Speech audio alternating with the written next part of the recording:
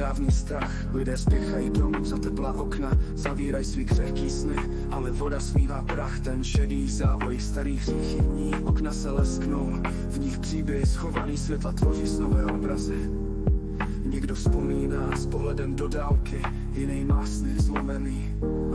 Ale ten déšť, co padá z nebe, je jak něžná, očista křišťálová. Říká, zítra zasvíde slunce a tvá víra je jakkoliv nečistá.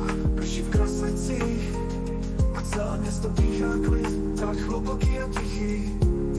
V každé kapce slyšíš, co ti chtělo říct.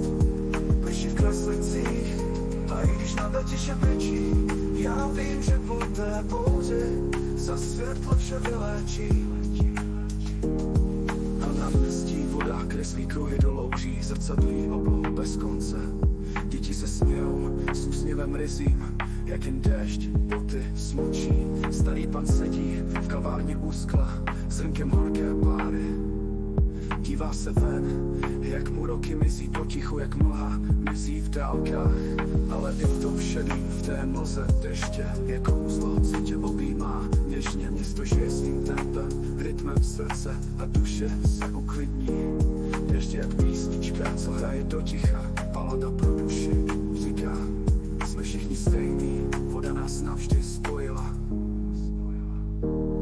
Prší v Kraslicích a celé město dýchá klid, tak hluboký a tichý. V každé kapce slyšíš, co ti chtělo říct. Prší v Kraslicích a i když nebe tiše brečí, já vím, že po té bouři za světlo vše vyléčí. Možná je déšť, jen slza nebe, co stéká po tváři země.